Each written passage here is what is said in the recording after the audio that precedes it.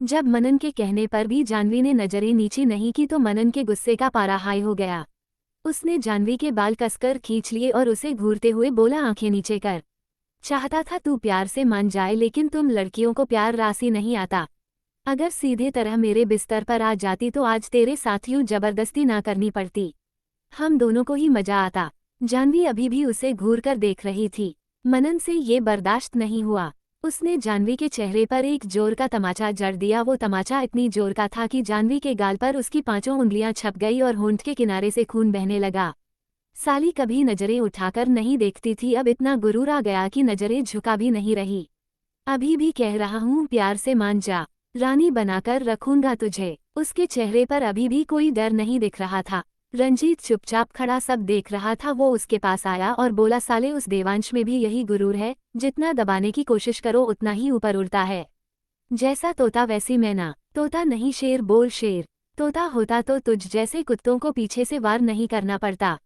जानवी ने छटपटाते हुए गुस्से में कहा। मनन और रंजीत दोनों ही उसे घूर कर देख रहे थे। मनन ने उसके बालों को छोड़ दिया और बोला, बहुत अकड़ है ना तेरे में, अब देख मैं कैसे तेरी ये अकड़ तोड़ता हूँ। इतना कहकर वो उसे घसीटते हुए दूसरे कमरे में ले जाने लगा। रंजीत जल्दी से उसके पास आया और उसके आगे खड़ा हो गया। उसने उसे रोका और बोला, ये वक्त जोश से नहीं होश से काम लेने का है। अब तक तो उस तोते को हम पर शक हो गया होगा और हो सकता है उसने हमारे बारे में पता भी लगा लिया हो। हमें इसे लेकर यहाँ से चलना चाहिए। एक बार हम यहाँ से दूर चले गए तो जो हम जैसा चाहेंगे वैसा ही होगा। नो डैड, अब मैं और ज्यादा वेट नहीं कर सकता। आप नहीं जानते इस लड़की ने कितना तरसाया है मुझे। 3 साल से इसके पीछे हूँ ताकि इसे पटा सकूं। इसकी खूबसूरती देखकर हमेशा यही सोचता था कि कब ये मेरा बिस्तर गर्म करें। हमेशा इसके आगे पीछे घूमता रहा, क्या कुछ नहीं किया इसके लिए, लेकिन ये साली हमेशा मुझे रिजेक्ट कर देती। आज मैं इसे अपना बनाकर ही रहूंगा, अब मैं और नहीं रुक सकता। मनन गुस्से से हौंफते हुए बोला। उसे यूं देखकर नैना चिल्लाते हुए बोली, प्लीज मनन, जानवी को छोड़ दो, मैं तुम्हारे आगे हाथ जोड़ती हूँ, प्लीज उसकी लाइफ खराब मत करो। मनन ने उसकी तरफ कोई ध्यान नहीं दिया और जानवी को लेकर आगे की तरफ बढ़ने लगा। रंजीत ने उसे फिर से रोका और बोला, तुझे जो करना हो तू कर लेना, जितनी रातें इसके साथ बितानी हो बिता लेना, लेकिन इससे पहले हमें यहाँ से निकलना होगा। समझने की कोशिश कर, मैं जानता हूँ उस देवांश को, वो इस वक्त पूरी तरह से बौखलाया बैठा होगा और अपनी पूरी जान लगा रहा होगा हमें ढूंढने के लिए। उसकी बात समझकर मनन ने एक झटके में जानवी को पीछे धक्का दे दिया और फिर उसके पास बैठकर उसके जबड़े भींचते हुए बोला, बस कुछ वक्त और उसके बाद मैं तुझे बताऊंगा कि ये कुत्ता कैसे काटता है और कैसे नोचता है। जानवी अपना मुंह दाएं बाएं हिलाकर उससे अपना मुंह छुड़वाने लगी और बोली, वक्त तो तेरे पास थोड़ा है, जितना मर्जी कोशिश कर ले, लेकिन तेरा बाप तुझे जहन्नम से भी ढूंढ कर निकाल लेगा। ये जो गुरूर है ना तेरे चेहरे पर, सबसे पहले यही टूटेगा जब तेरी इज्जत की धज्जियां उड़ाऊंगा मैं। धज्जियां तो तेरी उड़ेगी और वो भी बहुत जल्द। नहीं जानती मैं कि तेरे बाप की उससे क्या दुश्मनी है, लेकिन मेरे वाला दोस्ती बड़ी शिद्दत से निभाता है और दुश्मनी में तो जान लगा देता है। जानवी ने टेढ़ी स्माइल करते हुए कहा। तभी एक लड़का भागते हुए आया और बोला, बॉस गाड़ियां तैयार है, हमें जल्द ही यहाँ से निकलना चाहिए। उसकी बात सुनकर रंजीत ने मनन से कहा, छोड़ इसे और चल, पीछे दूसरी गाड़ी में अपने आदमी इनको लेकर हमारे ठिकाने पर पहुंच जाएंगे। रंजीत की बात सुनकर मनन ने फिर से जानवी को घूर कर देखा। उसके चेहरे पर अब भी कोई डर कोई चिंता नहीं थी। वहीं दूसरी तरफ देवांश इस वक्त प्लेन में बैठा था। उसे खुद पर ही गुस्सा आ रहा था कि वो जानवी को अकेला छोड़कर खुद ऑस्ट्रेलिया क्यों आया, जबकि वो ये अच्छी तरह जानता था कि उसके दुश्मन इसी ताक में बैठे हैं कि कब वो उस पर वार करें। आज जाने अनजाने एक बार फिर उसकी वजह से जानवी मुसीबत में फंस गई। अगर उसकी वजह से जानवी को कुछ हुआ तो वो खुद को कभी भी माफ नहीं कर पाएगा। कुछ ही देर में आदि पुलिस वालों के साथ उस जगह पहुंच गया था जिसकी इन्फॉर्मेशन देवांश ने उसे सेंड की थी, लेकिन इस वक्त वो जगह बिल्कुल खाली थी। वहां पर कुछ रस्सियां पड़ी थी जिनसे ये अंदाजा लगाया जा सकता था कि शायद किसी को यहां पर बांध कर रखा हो। पुलिस वालों ने हर जगह चेक किया लेकिन उन्हें वहां पर कुछ भी नहीं मिला।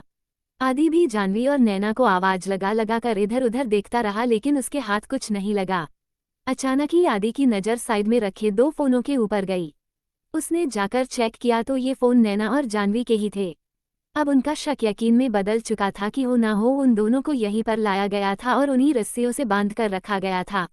आदि ने देवांश को कई बार फोन ट्राई किया, लेकिन प्लेन में होने की वजह से उसका फोन नहीं मिल रहा था। उसे समझ नहीं आ रहा था कि अब वो क्या करें। पुलिस वालों ने पूरे शहर में नाकाबंदी करवा दी थी और कई गाड़ियां उन दोनों को ढूंढ रही थी। एक टीम रंजीत के घर पर भी भेज दी गई थी। आदि खुद अकेला ही रंजीत के घर के लिए निकल गया। रंजीत के घर पर पहुंचकर पुलिस वालों ने अपनी जांच शुरू कर दी थी, लेकिन उन्हें उसके घर पर भी कुछ नहीं मिला। उसकी वाइफ का भी यही कहना था कि उसे इस बारे में कुछ भी नहीं पता, लेकिन आदि यूं हाथ पर हाथ धरकर नहीं बैठ सकता था। करीबन 12 घंटे हो गए थे दोनों को गायब हुए। अभी तक उन दोनों का कुछ भी पता नहीं चला था। नैना के माँ बाप का रो रो कर बुरा हाल हो चुका था। वही सुजाता जी भी जानवी के लिए रो रो कर परेशान हो गई थी। वहीं दूसरी तरफ मनन और रंजीत शहर से बहुत दूर निकल गए थे। उनके पीछे ही दूसरी गाड़ी में नैना और जानवी को बांधकर लाया गया था। वो एक खाली खंडहर जैसी जगह थी। नैना और जानवी को यहाँ पर बेहोश कर लाया गया था। दोनों ही बेहोशी की हालत में एक तरफ पड़ी हुई थी। मनन रंजीत के पास आया और बोला, इन्हें बेहोश करने की क्या जरूरत थी? इन दोनों के मुंह बांधकर भी यहाँ पर लाया जा सकता था। मुझे जानवी पूरे होशो हवास में चाहिए, ताकि जब मैं अपनी हसरत पूरी करूं, उसके चेहरे पर अपने लिए डर देख सकूं। जितना उसने मुझे तड़पाया है, मैं भी उसके चेहरे पर वही तड़प देख सकूं। जहां कितनी देर इंतजार किया है, वहां थोड़ी देर और सही, उसके बाद पूरी तरह मजे लूटना। रंजीत ने बेशर्मी से हंसते हुए कहा। पर डैड, मुझे वो हमेशा के लिए चाहिए, मनन ने रंजीत पर गुस्सा करते हुए कहा। वो बौखलाए कुत्ते की तरह चारों तरफ हमें ढूंढ रहा होगा। ऐसे में इसे ज्यादा दिन यहाँ पर रोकना सेफ नहीं है, और वैसे भी डील अच्छी है, अच्छी खासी रकम मिल रही है। उसे यहाँ से भेजना ही सही होगा, लेकिन जब तक वो यहाँ है अच्छे से एंजॉय करो, कहकर रंजीत हंसते हुए दूसरे कमरे में चला गया। मनन में सिगरेट निकाली और एक तरफ बैठकर उसके कश भरने लगा। उसने एक आदमी को दारू की बोतल लाने के लिए भेज दिया। मनन वहीं बैठा शराब पीता रहा और जानवी के होश में आने का इंतजार करता रहा। वहीं दूसरी तरफ दूसरे कमरे में रंजीत और माया एक साथ थे। रंजीत ने माया को फोन करके वहीं बुला लिया था। एक दूसरे के साथ अपनी अपनी भूख को शांत कर रहे थे। वो दोनों एक बेड पर लेटे हुए थे। दोनों के ऊपर एक भी कपड़ा नहीं था। माया रंजीत के सीने पर लेटी हुई थी और उसकी तरफ चेहरा करके बोली, तुम चाहते तो देवांश को भी चोट पहुंचा सकते थे, लेकिन तुमने जानवी को ही क्यों उठवाया? मनन ने उसे थोड़ा ऊपर किया और बाहों में भरकर बोला, कई बार किसी इंसान को तोड़ने के लिए उस पर नहीं, उसके अपनों पर वार करना पड़ता है।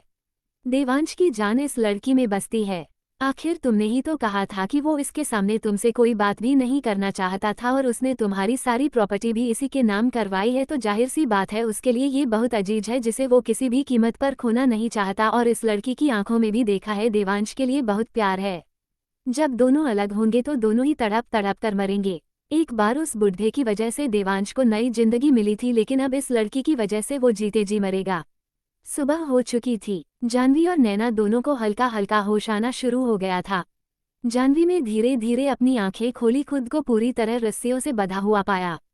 एक पल में ही उसके जेहन में कल की सारी बातें आ गई। उसने नजरें घुमाकर अपने आसपास देखा तो सभी आदमी दारू पीकर पड़े हुए थे और मनन भी कुर्सी पर बैठा बैठा ही सो गया था। वो धीरे धीरे सरक कर नैना के पास पहुंच गई।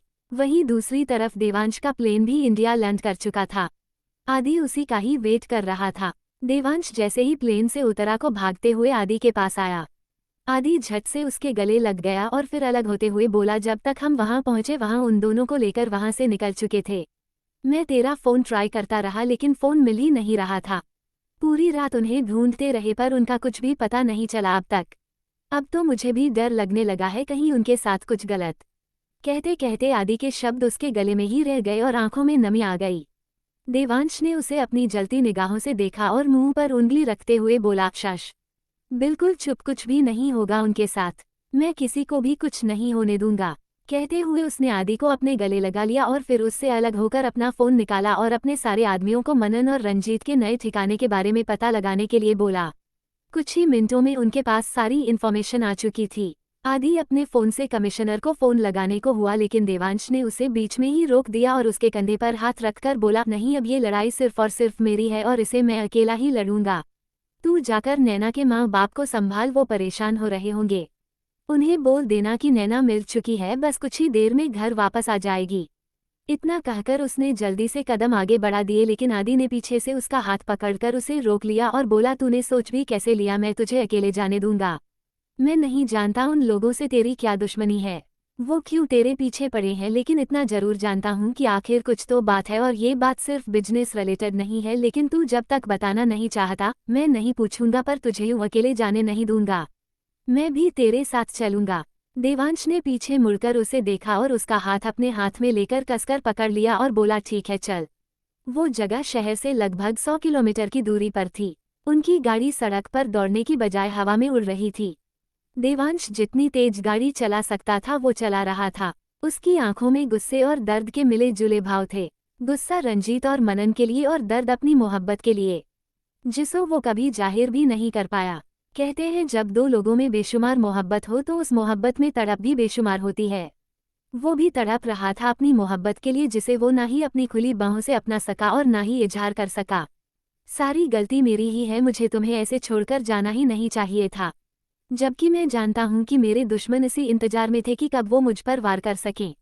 जब जब मेरे कोई करीब हुआ है, मेरी किस्मत उसे मुझसे छीन लेती है। पहले बाबा छोड़कर चले गए और अब तुम भी मेरी वजह से मुसीबत में हो। अगर तुम्हें कुछ हो गया तो मैं कभी खुद को माफ नहीं कर पाऊंगा।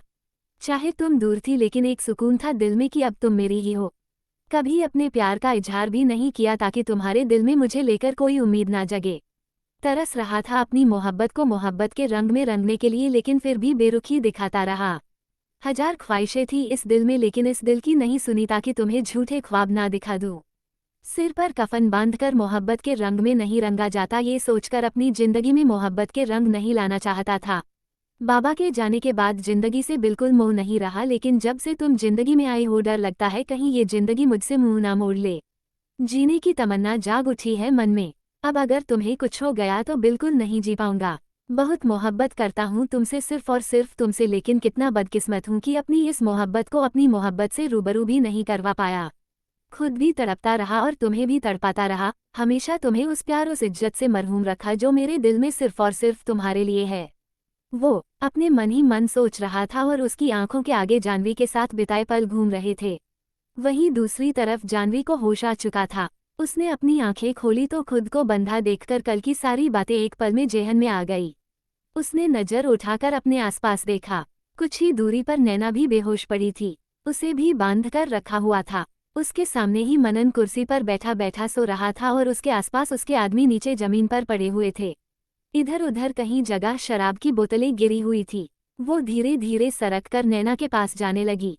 हाथ पैर बंधे होने की वजह से उसे कई जगह खरोंच आ रही थी, लेकिन उसने आह तक नहीं की। वो धीरे धीरे नैना के पास जा रही थी। तभी एक जगह थोड़ा कांच बिखरा हुआ था। जानवी की उस पर नजर नहीं गई, लेकिन जैसे ही वो आगे बढ़ी पूरा कांच उसकी बाजू में घुस गया। उसने अपनी चीख को अपने अंदर ही जब्त कर लिया। उसके आंसू बह निकले और आंखों में दर्द उतर आया। पूरी बांह खून से सन गई थी, लेकिन फिर भी वो बिना परवाह के आगे बढ़ती गई। जैसे जैसे आगे जाती वैसे वैसे कांच और चुभता जाता, लेकिन अपने दर्द को मुंह में दबाए ही वो आगे बढ़ती गई। उसके पास इसके अलावा और कोई रास्ता नहीं था। जब जब दर्द से सिसकी निकलती तब तब आंखों के सामने देवांश का चेहरा आ जाता। जब जब भी उसे चोट लगती थी तब तब देवांश आकर उसका सारा दर्द दूर कर देता था। उससे ज्यादा दर्द देवांश को होता था, जो वो उसकी आंखों में देखकर महसूस कर सकती थी। कुछ नहीं है ऐसा जिंदगी में कि जीने का मन करे, लेकिन मरने से पहले एक ख्वाहिश जरूर है कि मौत आपकी बाहों में मिले। वो मोहब्बत जो आपकी आंखों में अपने लिए देखी है आपके लबों से जाहिर हो। जो स्पर्श आपने मुझे नींद में दिए हैं, एक बार मेरे माथे पर आपका वो स्पर्श महसूस करना चाहती हूँ। एक बार आपकी बाहों में सिमटना चाहती हूँ। अधूरी हूँ आपका साथ पाकर पूरी होना चाहती हूँ। वो मन ही मन देवांश को याद कर अपने दिल के दर्द को अपने लबों से बयान कर रही थी। जानवी नैना के पास पहुंच गई थी। धीरे धीरे अपने हाथ सरकाकर वो नैना के चेहरे तक लेकर गई। उसकी छुअन से ही नैना भी वापस होश में आने लगी थी। उसने अपनी आंखें खोली तो जानवी को सामने देख उसकी आंखों से भी आंसू बह निकले। जानवी ने इशारे से आवाज न करने को कहा। उसकी नज़र जब जानवी के जख्मों पर गई तो दर्द से उसने भी अपने होंठ भींच लिए। जानवी ने सिर हिलाकर उसे रोने से मना कर दिया और फिर खुद उसकी पीठ की तरफ सरक गई। दोनों एक दूसरे से पीठ लगाकर बैठी थी, जिससे उनके हाथ आपस में जुड़ रहे थे। दोनों अपने हाथों की मदद से रस्सियां खोलने लगी। दूसरी तरफ से रंजीत, जो माया को अपनी बाहों में समेटकर सो रहा था, उसकी आंख खुली तो उसने कपड़े पहने और बाहर की तरफ आ गया। कदमों की आहट सुनकर जानवी और नैना के चेहरे पर डर के भाव आ गए। उनकी सांस उखड़ने लगी। इससे पहले कि वो कुछ करती, रंजीत वहां पर पहुंच चुका था। उन दोनों पर नजर पड़ते ही वो हैरान रह गया। उसने मनन की तरफ देखा जो शराब पीकर टुल्ला होकर सो रहा था। रंजीत ने पानी की बोतल उठाई और सारी मनन के चेहरे पर खाली कर दी। मनन एक झटके में उठ गया। रंजीत ने उसे गाली देते हुए कहा, यहाँ पर ये दोनों भागने की तैयारी में है और तू दारू पीकर मस्त सो रहा है। साला लौंडे जैसी एक बात नहीं है तुझमें। पूरी रात मजे मारने की बजाय तू आराम से सो रहा है। साले तू मेरी औलाद है भी या नहीं? रंजीत उसे गालियां बक रहा था जिससे मनन के गुस्से का पारा बढ़ रहा था।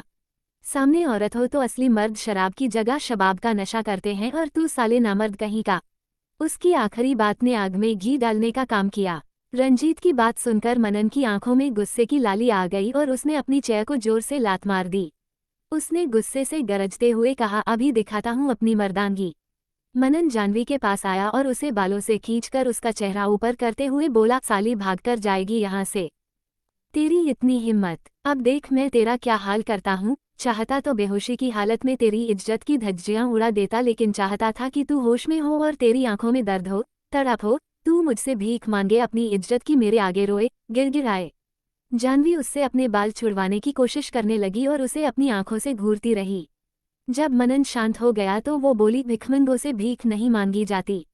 पूरी रात मेरे कब्जे में रही लेकिन फिर भी आंखें और जुबान अंगारे बरसा रही है। कहते हुए उसने उसके बाल छोड़कर उसके गाल पर एक तमाचा जड़ दिया। जानवी ने सी तक नहीं करी। चेहरा एक तरफ लुढ़क गया था और सारे बाल चेहरे पर बिखर गए थे। उसने झटके से अपने बाल पीछे कर दोबारा चेहरा उसके आगे कर दिया और बोली, बल होने से कोई मर्द नहीं बन जाता। मनन ने उसके चेहरे पर एक तमाचा और जड़ दिया।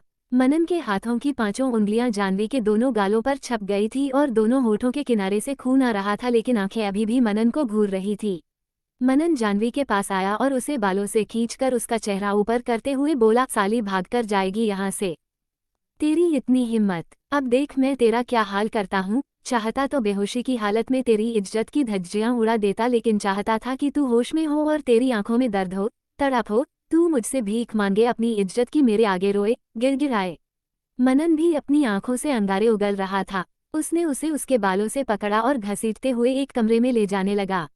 जानवी उफ़ तक भी नहीं कर रही थी, हालांकि नैना चिल्लाए जा रही थी। वो बार बार मनन से जानवी को छोड़ने की रिक्वेस्ट कर रही थी। उसने चिल्लाते हुए कहा, प्लीज जानवी के साथ कुछ मत करो। अगर तुम्हें सजा देनी है तो मुझे दे दो, पर प्लीज जानवी को जाने दो। उसकी बात सुनकर जानवी ने नैना को घूर कर देखा और फिर मनन की तरफ देखकर बोली, सजा तो हमें मिल रही है जो एक जानवर को इंसान समझा हमने, लेकिन ये जानवरों से भी ज्यादा नीच निकला। उसकी बातें मनन को और गुस्सा दिला रही थी। उसने उसके बाल और कसकर पकड़ लिए और एक कमरे में धक्का देते हुए फेंक दिया और गुस्से में कमरे का दरवाजा बंद कर दिया। जानवी उससे अपने बाल छुड़वाने की कोशिश करने लगी और उसे अपनी आंखों से घूरती रही। जब मनन शांत हो गया तो वो बोली, भिखमंगों से भीख नहीं मांगी जाती। पूरी रात मेरे कब्जे में रही लेकिन फिर भी आंखें और जुबान अंगारे बरसा रही है। कहते हुए उसने उसके बाल छोड़कर उसके गाल पर एक तमाचा जड़ दिया। जानवी ने सी तक नहीं करी। चेहरा एक तरफ लुढ़क गया था और सारे बाल चेहरे पर बिखर गए थे। उसने झटके से अपने बाल पीछे कर दोबारा चेहरा उसके आगे कर दिया और बोली। वहीं दूसरी तरफ देवांश और आदि उस खंडहर के पास पहुंच चुके थे। देवांश ने अपनी गाड़ी थोड़ी दूर खड़ी की और गाड़ी में से 2 पिस्टल निकाल ली और एक आदि की तरफ बढ़ा दी। बल होने से कोई मर्द नहीं बन जाता। आदि ने हैरानी से उसे देखा तो देवांश ने कहा, जानता था इसकी जरूरत कभी भी पड़ सकती है, इसलिए हमेशा साथ रखता हूँ। दोनों ने अपनी अपनी पिस्टल अपनी अपनी कमर से सटा ली। बाहर नैना बार बार चिल्लाए जा रही थी कि प्लीज जानवी को छोड़ दो, प्लीज उसे जाने दो। वो बंधी हुई थी लेकिन फिर भी बुरी तरह छटपटा रही थी। आदि और देवांश खंडहर के पास आए। खंडहर के बाहर रंजीत के कई आदमी हथियार लिए खड़े थे। आदि और देवांश ने एक दूसरे की तरफ देखकर आंखों ही आंखों में इशारा किया और अपने दिशाएं बदल दी। दोनों अलग अलग दिशा से उन आदमियों को हटाने लगे। मनन ने जानवी को बेड पर फेंक दिया और उसके हाथ पैर बेड के किनारों से बांध दिए। जानवी खुद को छुड़ाने के लिए छटपटाने लगी। पूरा शरीर जख्मों से भरा हुआ था। उन जख्मों से फिर से खून रिसने लगा था, लेकिन इस वक्त जो दर्द उसे हो रहा था वो उन जख्मों का नहीं था। तड़प रही थी वो सिर्फ और सिर्फ देवांश के लिए। अब तक उसे विश्वास था कि उसका देवांश आकर उसे बचा लेगा, लेकिन बढ़ते पल पल के साथ वो विश्वास डगमगा रहा था। वो डर से बुरी तरह कांप रही थी। उसने जलती निगाहों से मनन को देखा। मनन ने अपनी शर्ट उतार कर फेंक दी और उसकी तरफ बढ़ रहा था। उसकी नजरों में सिर्फ और सिर्फ हवस थी। जानवी ने उसे देखकर कहा, मेरे पास मत आना, अभी भी वार्निंग दे रही हूँ, छोड़ दो मुझे, वरना तुम्हारी मौत को खुद महादेव भी नहीं रोक पाएंगे। किसी के साथ जबरदस्ती कर कर तुम अपनी मर्दांगी साबित करना चाहते हो तो तुमसे बड़ा नामर्द इस दुनिया में कोई नहीं। मनन उसके पास आया और उसके शरीर पर इधर उधर हाथ चलाने लगा। जानवी एक पल में कांप गई और मनन को घूरते हुए बोली, इंसान के नाम पर कलंक हो तुम, एक बार मेरे हाथ पैर खोलो, छोड़ूंगी नहीं, तुम्हें जान से मार दूंगी। मनन उसे देखते हुए भयानक हंसी हंसने लगा और बोला, बस यही तड़प चाहिए थी तुम्हारे चेहरे पर। अब मैं तुम्हें बताऊंगा कि मर्दांगी क्या होती है। अब तुम्हें पता चलेगा कि एक जानवर कैसे नोचता है और कैसे काटता है। तुम्हारी रूह तक कांप जाएगी। वो धीरे धीरे जानवी के चेहरे की तरफ बढ़ने लगा। वहीं दूसरी तरफ रंजीत नैना के पास आया और उसके चेहरे को छूते हुए बोला, तीखी तो तुम भी बहुत हो, दिल कर रहा है अभी चख लूं तुम्हें, लेकिन अभी मुझे रुकना होगा, लेकिन तुम्हें चखूंगा जरूर। नैना उसके हाथ की छुअन अपने चेहरे पर पाकर कसमसाने लगी और चिल्लाते हुए बोली, दूर रहो मुझसे, पास भी मत आना मेरे। वो बार बार उस कमरे की तरफ देख रही थी जिसमें मनन जानवी को लेकर गया था। तड़प रही थी वो खुद को छुड़वाने के लिए, लेकिन उसे इतनी कसकर बांधा हुआ था कि छूटना तो दूर, वो अपने हाथ पैर भी नहीं मिला पा रही थी। वहीं दूसरी तरफ आदि और देवांश एक एक कर सभी आदमियों को खत्म कर रहे थे। कभी किसी के सिर पर वार करके उसे बेहोश करते तो कभी किसी को उनकी भनक लग जाने पर सीधा गोली से उड़ा देते। गन में साइलेंसर लगे होने की वजह से किसी को कुछ पता नहीं चल रहा था। अभी देवांश एक आदमी के पीछे था और उसके सिर पर वार कर ही रहा था कि उसके सामने वाले आदमी ने पलटकर उसे देख लिया, लेकिन जब तक वो कुछ कर पाता आदि ने आकर उसकी कनपटी पर पिस्टल मारकर उसे बेहोश कर दिया। जो आदमी देवांश के आगे खड़ा था ये सब देखकर हैरान रह गया। उसने अपने हथियार आगे कर लिया और आदि पर चलाने लगा। इतने में ही देवांश ने पीछे से गोली उसके भेजे से आर पार कर दी। उसका सिर किसी खरबूजे की तरह फूट गया और वो वहीं एक तरफ लुढ़क गया। बाहर सारे आदमी जमीन पर पड़े थे, कुछ मरे हुए तो कुछ बेहोश। आदि और देवांश ने एक दूसरे की तरफ देखा और अंदर की तरफ जाने लगे। अंदर जाने से पहले वो एक खिड़की की तरफ आए और अंदर झांकने लगे। अंदर रंजीत एक कुर्सी पर बैठा था और उसके सामने नैना बंधी हुई थी। नैना जो पहले चिल्ला रही थी, अब सूनी आंखों से उस कमरे की तरफ देख रही थी जहां पर मनन जानवी को लेकर गया था। उस कमरे से जानवी की चीखें निकल रही थी। दूर होने के कारण देवांश को वो चीखें सुनाई नहीं दे रही थी, लेकिन नैना जानवी का चीखना साफ सुन सकती थी। उसकी चीखें सुनकर नैना की रूह कांप रही थी। उसके आंसू लगातार बह रहे थे जिसे देखकर रंजीत हंस रहा था। उसके आसपास उसके आदमी खड़े थे जो उसके साथ साथ हंस रहे थे। नैना को इस तरह देखकर आदि का कलेजा फटने को हो रहा था। उसकी आंखों में नमी आ गई। उसने देवांश की तरफ देखा तो देवांश ने उसे शांत रहने का इशारा कर दिया। दोनों ने वहां पर अंदर की हालात का जायजा लिया। देवांश को जानवी कहीं भी दिखाई नहीं दे रही थी। वो तड़प रहा था उसे एक झलक देखने के लिए, लेकिन जानवी नैना के आसपास तो नहीं थी और उसे कहीं और भी दिखाई नहीं दे रही थी। उसका दिल घबराने लगा, मन में एक अनचाहा डर पैदा होने लगा। देवांश और आदि ने फिर से एक दूसरे को देखा और अपनी अपनी गन रिलोड कर अंदर की तरफ आ गए। इससे पहले कोई कुछ समझ पाता उन दोनों ने अंधाधुंध फायरिंग शुरू कर दी। साइलेंसर लगा होने के कारण फायरिंग की आवाज मनन के कमरे तक नहीं जा रही थी, लेकिन वहां पहुंचते ही देवांश को जानवी की चीखें साफ सुनाई देने लगी। आदि को भी जानवी की आवाज साफ आ रही थी। उसने देवांश को इशारा किया कि वो सब संभाल लेगा, वो जाकर जानवी को देखें। देवांश को ये समझने में बिल्कुल देर नहीं लगी कि आवाज किस तरफ से आ रही है। वो दौड़ता हुआ उस कमरे की तरफ गया। दरवाजा अंदर से बंद था। उसने एक लात जोर से मारी तो दरवाजा वही टूट गया। सामने नजारा देखकर उसकी आंखें फटी की फटी रह गई, हाथों से गन छूट गई और वो अंदर तक कांप गई। जानवी बेजान फर्श पर पड़ी थी और मनन उसे बुरी तरह काट रहा था। उसके कपड़े पूरी तरह से फटे हुए थे और पूरी तरह खून से सने हुए थे। मनन किसी मांस के लोथड़े की तरह उसे चबा रहा था, नोच रहा था। जानवी का मांस छिलकर उसके मुंह में आ रहा था। मनन शर्टलेस था, लेकिन उसने पैंट पहनी हुई थी। उसके शरीर पर भी कई जगह जख्म थे जिनमें से ताज़ा खून बह रहा था। देवांश भागते हुए आया और मनन के चेहरे पर लात मारकर उसे जानवी से दूर कर दिया। जानवी को देखकर उसके पैरों तले जमीन खिसक गई। वो 2 कदम पीछे हो गया और बुरी तरह से कांप गया, जैसे किसी ने उसके शरीर का पूरा खून निचोड़ लिया हो। वो जानवी की तरफ बढ़ा, लेकिन हिम्मत नहीं हो रही थी उसे हाथ लगाने की। आंखों से आंसू बहने लगे। पूरी हिम्मत इकट्ठी कर वो जानवी की तरफ बढ़ा और नीचे बैठकर उसे अपनी बाहों में भर लिया। उसका चेहरा बुरी तरह से कटा हुआ था, अंदरूनी मांस चीरकर बाहर आ गया था। होंठ बुरी तरह से फट गए थे जिनमें से खून निकल रहा था। उसकी आंखें अधखुली थी और सूख चुकी थी, लेकिन देवांश को देखकर उनमें से आंसू बह निकले। देवांश ने उसके चेहरे की तरफ हाथ बढ़ाया तो हाथ बुरी तरह कांपने लगा। उसने अपनी लड़खड़ाती जुबान से सिर्फ इतना ही कहा, उसे छोड़ना मत। देवांश भीगी पलकों से उसे देख रहा था। उसने उसे अपने सीने से लगा लिया और बोला, कुछ नहीं होने दूंगा तुम्हें। मुझे माफ कर दो, मेरी वजह से तुम्हारे साथ ये सब हो गया। पहले सिर्फ बाबा का गुनहगार था, अब तुम्हारा कसूरवार भी हो गया। उसने अपनी लड़खड़ाती जुबान से सिर्फ इतना ही कहा, उसे छोड़ना मत। देवांश भीगी पलकों से उसे देख रहा था। उसने उसे अपने सीने से लगा लिया और बोला, कुछ नहीं होने दूंगा तुम्हें। मुझे माफ कर दो, मेरी वजह से तुम्हारे साथ ये सब हो गया। पहले सिर्फ बाबा का गुनहगार था, अब तुम्हारा कसूरवार भी हो गया। इतने में ही मनन उठ खड़ा हुआ और उसने एक हॉकी से देवांश के सिर पर वार कर दिया। लेकिन वक्त रहते ही देवांश ने दूसरे हाथ से उसका वार रोक लिया और पीछे मुड़कर देखा। उसने जानवी को नीचे जमीन पर लिटाया और मनन को घूर कर देखा। उसकी आंखें इस वक्त अंगारे बरसा रही थी। उसने मनन के हाथ से हॉकी खींचकर जोर से उसके सिर पर दे मारी। मनन लड़खड़ा कर 2 कदम पीछे हो गया। उसने आगे बढ़कर देवांश को मारना चाहा, लेकिन देवांश ने उसे मौका ही नहीं दिया। देवांश पूरी तरह उस पर हावी हो चुका था। वो बुरी तरह से मनन को मारने लगा। देवांश जोर से चिल्लाया, तुम्हारी हिम्मत कैसे हुई मेरी बीवी को छूने की।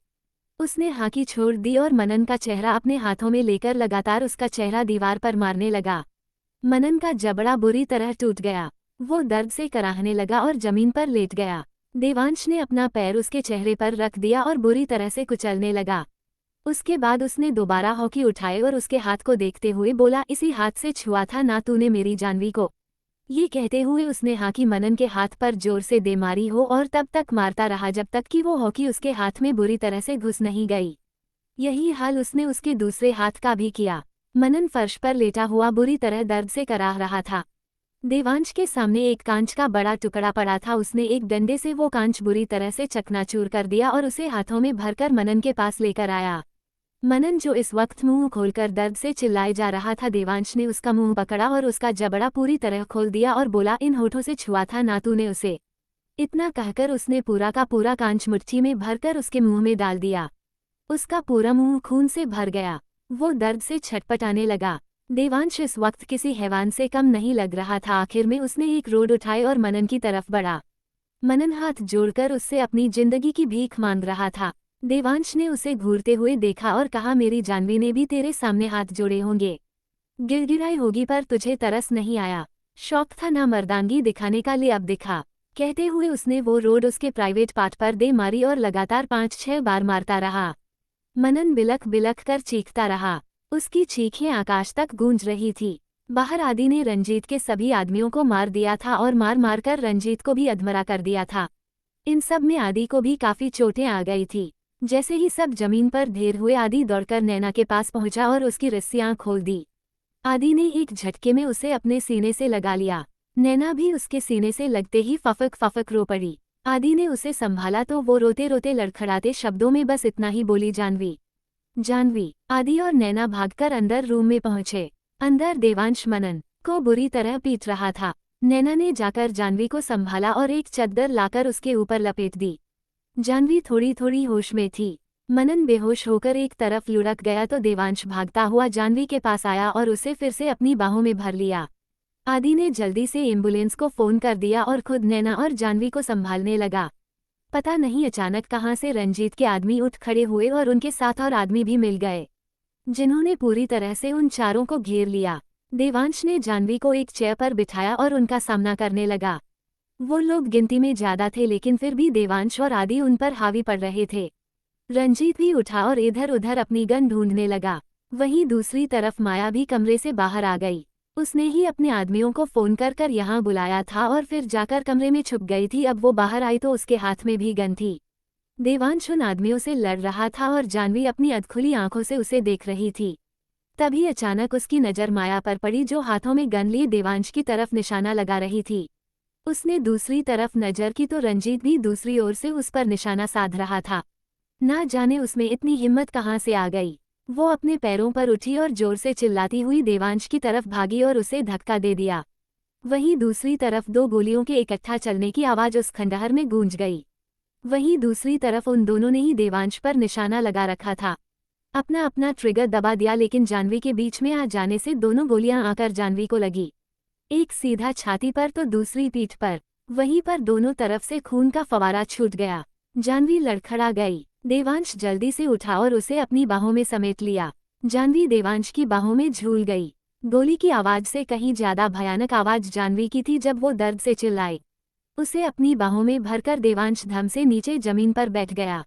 उसे समझ ही नहीं आया कि आखिर हुआ क्या। बिल्कुल होश खो बैठा था वो। उसने जानवी को कुछ पल उसे देखा। उसकी आंखें बोझिल होने लगी। जितनी तेजी से जानवी का खून बह रहा था, उतनी ही तेजी से देवांश के आंसू बह रहे थे। नैना भी भागती हुई जानवी के पास आई। देवांश ने उसके चेहरे को थपथपाया और बोला, नहीं, ये नहीं हो सकता। तुम मेरे साथ ऐसा नहीं कर सकती। मेरी मोहब्बत मेरी ही वजह से मुझसे दूर नहीं जा सकती। जानवी की आंखें बंद हो रही थी। वो दर्द से तड़प रही थी। उसकी आंखें बंद हो रही थी लेकिन चेहरे पर मुस्कान थी। मैं तुम्हें कुछ नहीं होने दूंगा। तुम्हें कुछ नहीं हो सकता। तुम सुन रही हो ना मेरी बात? वो भी तड़पते हुए चीख रहा था। अपनी आंखें खुली रखो, आंखें खोलो, मुझे देखो, देखो ना। तुम जानती हो ना तुमसे मोहब्बत करता हूँ मैं। सिर्फ और सिर्फ तुमसे मोहब्बत करता हूँ। कभी कहने की जरूरत नहीं हुई लेकिन फिर भी तुम समझती थी। मुझे छोड़कर नहीं जा सकती। मैं मर जाऊंगा तुम्हारे बिना। जानवी ने अपने कांपते हाथ से उसके चेहरे को छुआ और बोली, बहुत तड़पी हूँ आपके इजहार के लिए, पर आपने बहुत देर कर दी। बिल्कुल चुप। कुछ देर नहीं हुई। तुम्हें कहीं नहीं जाने दूंगा मैं। अगर तुमने मुझे छोड़ने का सोचा भी तो जान दे दूंगा अपनी। बहुत मोहब्बत करता हूँ तुमसे। आज से नहीं, पिछले 3 सालों से। पिछले 3 सालों से मेरे दिल में बसी हो तुम। तुम्हें पाने की कभी चाहत नहीं की, लेकिन इस दिल को दिल ही दिल तुम्हें दे चुका हूँ। तुम्हारे बिना अब नहीं रह पाऊंगा। कभी इजहार नहीं किया लेकिन अब करता हूँ, मेरी मोहब्बत हो तुम। सिर्फ और सिर्फ तुम। दर्द में भी जानवी के चेहरे पर एक सुकून की मुस्कान आ गई और वो अपने कांपते लबों से बोली, ख्वाहिश थी आपके साथ जीने की, लेकिन आपकी बाहों में मौत भी मिले तो मंजूर है।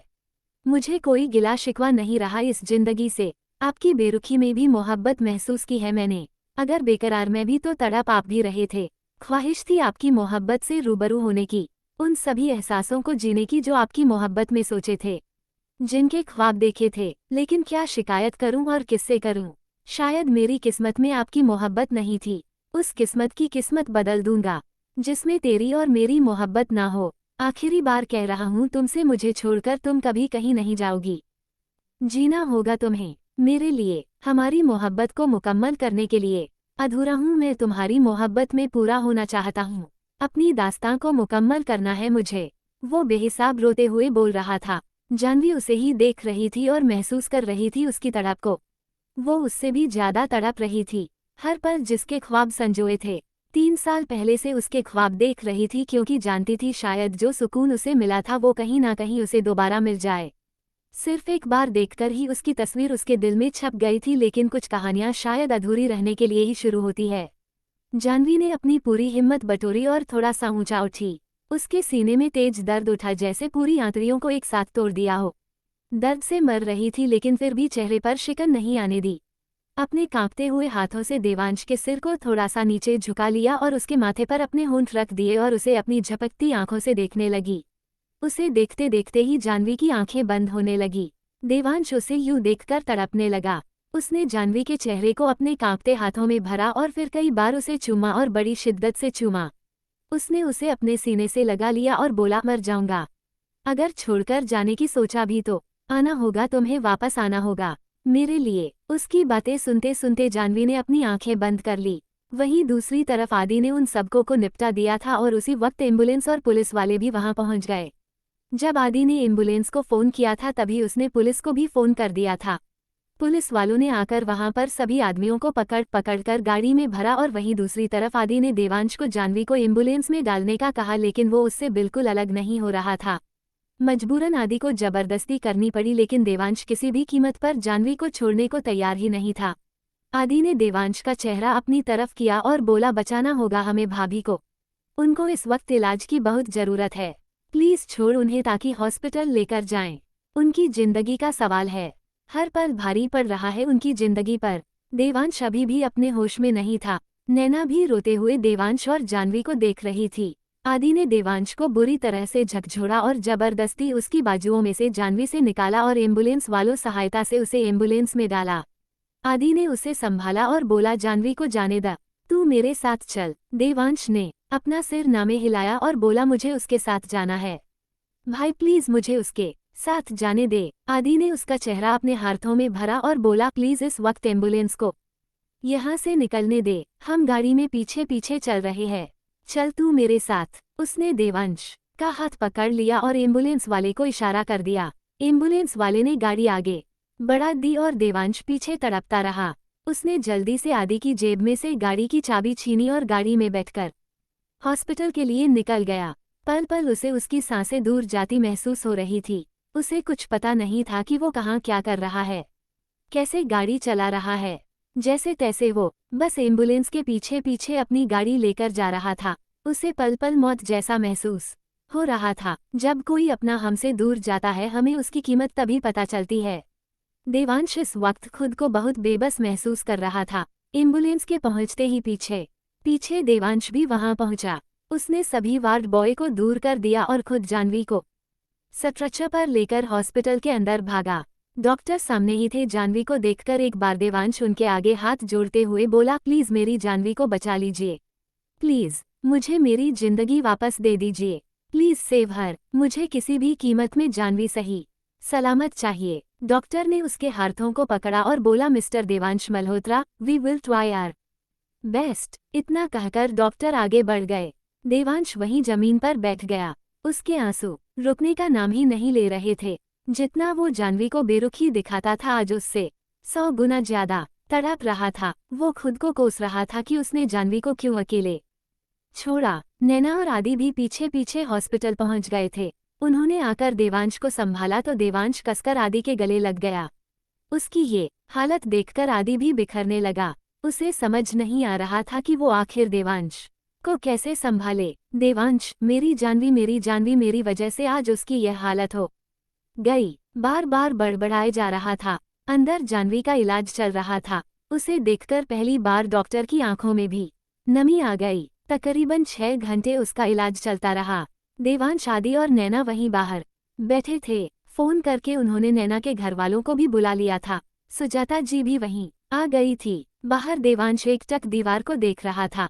उसने किसी से कोई बात नहीं की और न ही किसी की बात का जवाब दिया। वो बिल्कुल गुमसुम सा वही चेयर पर बैठा था।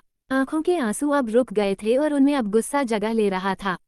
थोड़ी देर बाद डॉक्टर बाहर आए तो देवांश जल्दी से उनके पास गया और पूछने लगा, कैसी है मेरी द्री? वो ठीक तो है ना? मैं मिल सकता हूँ उससे? क्या हुआ, आप चुप क्यों है? प्लीज मुझे उसके पास जाने दीजिए। बाहर खड़े सब उसे गिड़गिड़ाते हुए देख रहे थे। जो देवांश आज तक किसी के आगे नहीं झुका, वो डॉक्टर के आगे हाथ जोड़कर गिड़गिड़ा रहा था। मोहब्बत इंसान को कितना मजबूर कर देती है, आज वो अच्छी तरह से समझ रहे थे। डॉक्टर ने देवांश को देखते हुए कहा, मिस्टर मल्होत्रा, आप मुझे मेरे कैबिन में मिलिए, हमें कुछ डिस्कस करना है। इतना कहकर वो अपने केबिन की तरफ बढ़ गए। पीछे देवांश भी भारी कदमों से डॉक्टर के केबिन में चला गया। आदि भी उसके साथ आने को हुआ, लेकिन देवांश ने हाथ दिखाकर उसे मना कर दिया। देवांश जाकर डॉक्टर के सामने वाली चेयर पर बैठ गया और डॉक्टर को देखने लगा। डॉक्टर ने अपने दोनों हाथों को आपस में बांधा और सामने देवांश की तरफ देखकर बोले, देखिए मिस्टर देवांश, आपकी वाइफ के साथ रेप नहीं हुआ है, लेकिन उनके साथ जो हुआ है वो उससे भी भयंकर और दर्दनाक हुआ है। उनके शरीर को बुरी तरह नोचा गया है। सिर्फ फोर्स्ड सेक्स ही नहीं किया है, बाकी कोई भी कसर नहीं छोड़ी गई है। रेप सिर्फ फोर्स्ड सेक्स नहीं होता, बल्कि किसी इंसान को इतनी बुरी तरह टॉर्चर करना भी वही है। उनके जिस्म का ऐसा कोई अंग नहीं है जिसे काटा ना गया हो या नोचा ना गया हो। मांस के लोथड़े तक अलग कर दिए गए। जख्म इतने गहरे हैं कि कुछ दिन तो क्या कुछ महीने भी शायद कम रह जाए। जो दरिंदगी उनके साथ की गई है, उनके शरीर को काफी हद तक खत्म कर चुकी है। जो 2 गोलियां उनके शरीर को लड़ाई थी, वो हमने बाहर निकाल दी हैं, लेकिन उनका खून इतना ज्यादा बढ़ चुका है कि बचने के चांसेस बिल्कुल ना बराबर है। रीढ़ की हड्डी बिल्कुल डैमेज हो चुकी है। जो लड़ाई उन्होंने खुद को छुड़ाने के लिए की है, उससे भी उनके शरीर पर बहुत अंदरूनी घाव हो गए हैं। जिस तरह उन्हें बांधा गया था, उन्होंने खुद को छुड़ाने की इतनी कोशिश की है कि उनकी खुद की हड्डियां तक अंदर से डैमेज हो गई है। बहुत जज्बा है उनमें जो उन्होंने इतनी लड़ाई लड़ी, अगर कोई और होता तो अब तक शायद उसकी जिंदगी खत्म हो जाती। जब तक उनकी सांस चल रही है हम आखिरी कोशिश करते रहेंगे। हमें कम से कम 48 घंटे का इंतजार करना पड़ेगा, उसी के बाद कुछ कहा जा सकता है। देवांश सुन्न सा बैठा उनकी बातें सुन रहा था। हाथ की मुठ्ठियां कसती जा रही थी और जबड़े भिजते जा रहे थे। आंखों में दर्द की जगह गुस्सा पसर रहा था। वहीं कुछ देर पहले जो हुआ, मनन खिड़की की तरफ मुंह करके खड़ा था और सिगरेट के कश लगा रहा था। जानवी बेड पर बंधी हुई थी। वो खुद को छुड़ाने की भरपूर कोशिश कर रही थी, लेकिन हर कोशिश नाकामयाब हो रही थी। उसे लड़ना था, अपनी आखिरी सांस तक लड़ना था, खुद को बचाना था देवांश के लिए। उसने पूरी हिम्मत बटोरी और अपने हाथ पर पूरा जोर लगा दिया, जिससे उसके हाथ की रस्सी ढीली हो गई। वो लगातार जोर लगाती गई। उसके एक हाथ की रस्सी थोड़ी थोड़ी खुलने लगी थी। वहीं दूसरी तरफ मनन खिड़की के बाहर की तरफ देख रहा था और बोला, तुमने मुझे कई सालों से तड़पाया है तो मैं तुम्हें थोड़ी देर की तड़प कैसे दे सकता हम। मैं भी तुम्हें उतना ही तड़पाऊंगा जितना खुद तड़पा हूँ। अगर तुम्हारे साथ जबरदस्ती किया तो सिर्फ कुछ पल तड़पोगी, लेकिन मुझे तुम्हारे जिस्म के हर एक अंग को बुरी तरह दर्द देना है। हुई, लेकिन मनन ने उसे पीछे बालों से खींच लिया और जोर से जमीन पर पटक दिया। फिर एकदम से दरवाजा टा और देवांश अंदर आ गया। देवांश डॉक्टर के केबिन से बाहर निकला और तेज कदमों से अस्पताल से बाहर आ गया। आदि पीछे से उसे रोकने की कोशिश करता रहा, लेकिन देवांश के पास उसकी आवाज तक नहीं पहुंची। वहीं दूसरी तरफ देवांश सीधा पुलिस स्टेशन के बाहर पहुंचा। उसने एक झटके से अपनी गाड़ी रोकी तो गाड़ी कई चक्कर खा गई, जिससे पूरे थाने के बाहर मिट्टी ही मिट्टी उड़ रही थी। देवांश अपनी गाड़ी से बाहर उतरा। उसकी आंखें इस वक्त बेहद लाल थी। उनमें खून का मंजर साफ साफ दिखाई दे रहा था। वो इंसान कम और हैवान ज्यादा लग रहा था। उसने एक पल के लिए अपनी आंखें बंद की और फिर से खोल दी। बेहद भयानक आंखें और बेहद गुस्से से भरी हुई। अगर कोई उसके सामने आता तो काम कर दूर हट जाता। वो सीधा अंदर आया और टेबल पर झुकते हुए बोला, कहाँ है वो दोनों। इंस्पेक्टर ने उसकी आंखों में देखा। उसे पहले ही पता था कि किसी भी वक्त देवांश यहाँ पर आ सकता है। इंस्पेक्टर भी उसके आगे कांपने लगा। उसकी हिम्मत नहीं हुई उसे कुछ कहने की। उसने अपने हाथ से ही दूसरी तरफ इशारा कर दिया तो देवांश तेज कदमों से उस और बढ़ गया। वहां पर एक लॉकअप में रंजीत और माया दोनों थे। दोनों अपने घुटने जोड़े उन पर अपनी कोहनी टीका कर नीचे जमीन पर बैठे थे। देवांश को वहां पर देखकर वो हैरान रह गए। उन्होंने उसे देखते ही इंस्पेक्टर और हवलदारों को आवाज लगानी शुरू कर दी। वो जानते थे कि अब देवांश क्या करने वाला है और उन्हें दुनिया का कोई इंसान और कोई देवता भी इस वक्त देवांश से नहीं बचा सकता था। वो जोर जोर से चिल्लाने लगे, लेकिन इंस्पेक्टर और वहां के थानेदार तो जैसे बहरे हो गए थे। उन्हें उनके चीरकने चिल्लाने से कुछ फर्क नहीं पड़ रहा था। आदि भागते भागते उसके पीछे हॉस्पिटल के बाहर तक आया, लेकिन उससे पहले ही देवांश वहां से जा चुका था। आदि उसके गुस्से से अच्छी तरह वाकिफ था, इसीलिए उसे पता था कि अब देवांश क्या करेगा। वहीं दूसरी तरफ देवांश से बात करने के बाद डॉक्टर वापस जानवी के पास औरती रूम में आ गए। जानवी की जो हालत थी उसे एक के बाद एक कई सर्जरी से गुजरना था, जो उसके लिए बेहद मुश्किल होने वाला था। इस वक्त वो बिल्कुल बेजान थी, जिसकी जिंदगी की डोर बिल्कुल कमजोर हो चुकी थी, जो किसी भी पल टूट सकती थी। लेकिन जज्बा था उसके अंदर जीने का, क्योंकि जो जिंदगी उसने जी उसमें अगर उसे मौत मिलती तो वो हंसते हंसते कबूल कर लेती। लेकिन अब देवांश को छोड़कर मौत को गले लगाना उसे मंजूर नहीं था। जीना था उसे सिर्फ और सिर्फ देवांश के लिए, अपनी मोहब्बत के लिए। बीतते समय के साथ एक एक पल उसकी जिंदगी पर भारी पड़ रहा था। पूरा परिवार बाहर उसके लिए अनेकों दुआएं कर रहा था। किसी ने ना कुछ खाया था ना कुछ पिया था, बस वहीं बैठे थे। डॉक्टर ने उनको कहा कि अभी 48 से 72 घंटे दृष्टि के बारे में कुछ नहीं कहा जा सकता। आप लोग अगर जाना चाहे तो जाकर थोड़ी देर रेस्ट कर सकते हैं। हॉस्पिटल के अंदर ही रेस्ट रूम थे, लेकिन किसी का भी वहां से हिलने का बिल्कुल मन नहीं था। माया रंजीत के पीछे जाकर खड़ी हो गई और चिल्लाते हुए बोली, तुम इस तरह कानून नहीं तोड़ सकते। अगर हमने कुछ किया है तो इसकी सजा कानून देगा। तुम हमें कुछ नहीं कह सकते। देवांश, जो अपने लाल आंखों से उन्हें एकटक देख रहा था, वो एकदम कड़क आवाज में बोला, जहां पर हुकूमत देवांश मल्होत्रा की हो वहां पर ना कोई कानून होता है। और ना कोई जज। फैसला सिर्फ और सिर्फ देवांश मल्होत्रा का होता है और सजा भी सिर्फ और सिर्फ देवांश मल्होत्रा ही देता है। गुनाह अगर मेरे साथ किया होता तो शायद मौत की सजा दे देता, जो तुम्हारे लिए आसान थी, लेकिन तुमने जो गुनाह मेरी मोहब्बत के साथ किया है उसके बदले इतनी आसान सजा दे दूं तो मेरी मोहब्बत भी कैसी मोहब्बत। रंजीत उसे उंगली दिखाते हुए बोला, देखो हमने कुछ नहीं किया है, ये सब मनन ने किया है। तुम चाहो तो उसे सजा दे सकते हो, तुम हमें यूं डरा धमका नहीं सकते। जाह्नवी का कसूरवार मनन है, हम नहीं। उसकी बात सुनकर देवांश जोर जोर से हंसने लगा और बोला, माँ बाप सिर्फ दो शब्द ही नहीं बल्कि पूरी कायनात इनसे जुड़ी है।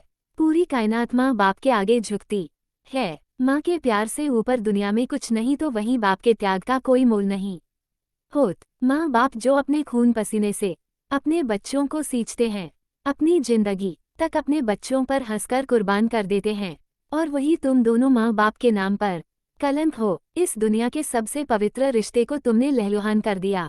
जो तुम्हारा अपना खून था उसका खून बहाने में तुम्हें एक पल नहीं लगा।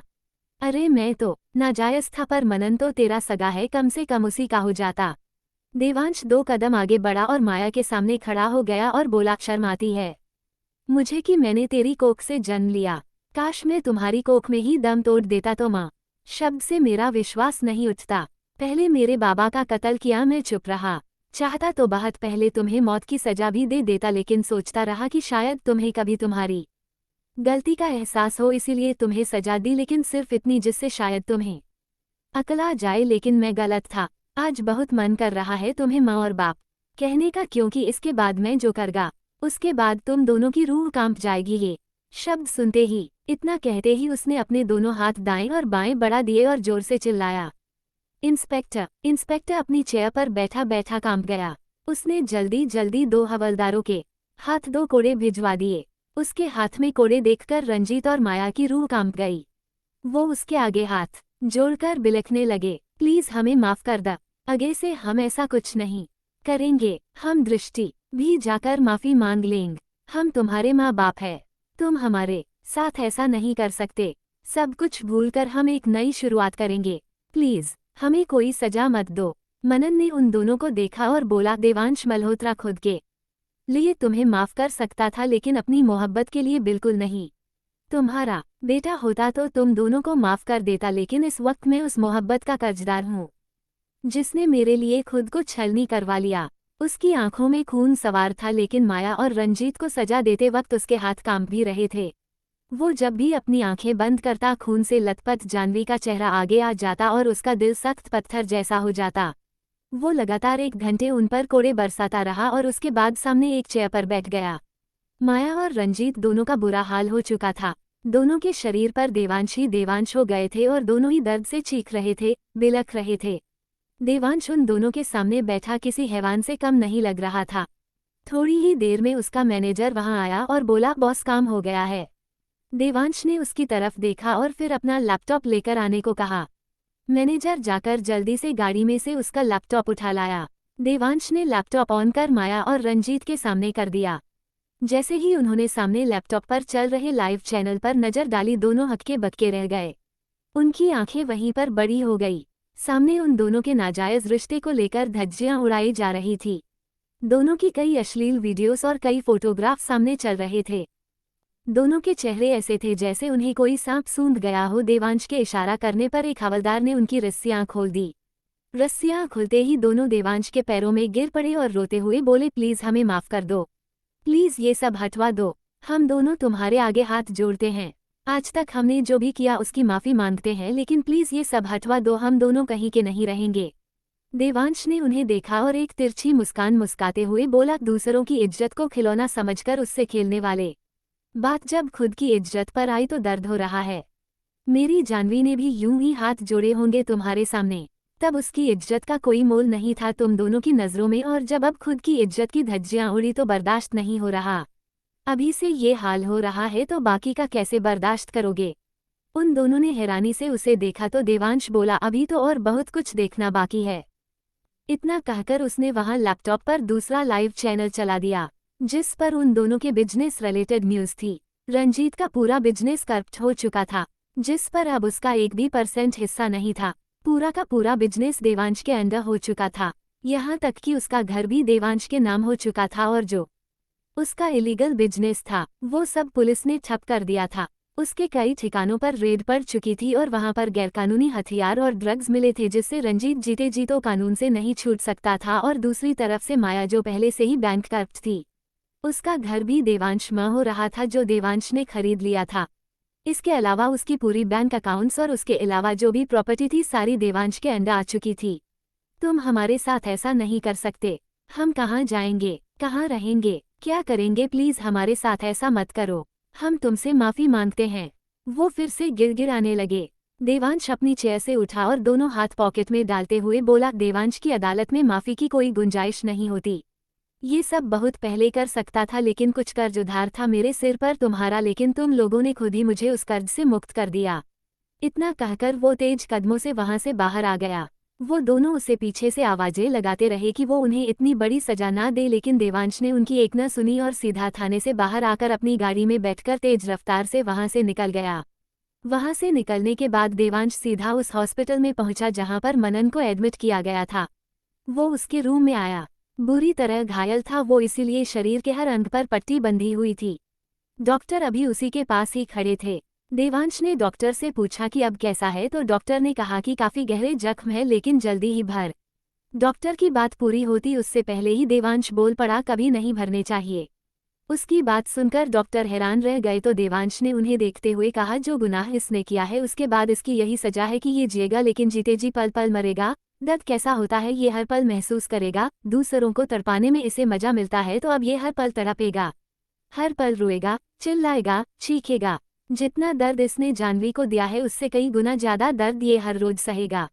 और इस बात का पूरा ध्यान आप रखिएगा। और दूसरी बात, आज के बाद ये अपने पैरों पर कभी खड़े ना हो पाए और इसकी बॉडी के लोअर पार्ट में कभी भी कोई हरकत नहीं होनी चाहिए। उसकी बात सुनकर डॉक्टर ने हमें सिर हिला दिया, तो देवांश ने एक गहरी नज़र बेड पर पड़े मनन पर डाली और फिर वहां से बाहर आ गया। अंडस्को अंडस्को अंडस्को अंडस्को अंडस्को अंडस्को अंडस्को अंडस्को अंडस्को अंडस्को अंडस्को अंडस्को अंडस्को अंडस्को अंडस्को अंडस्को अंडस्को अंडस्को।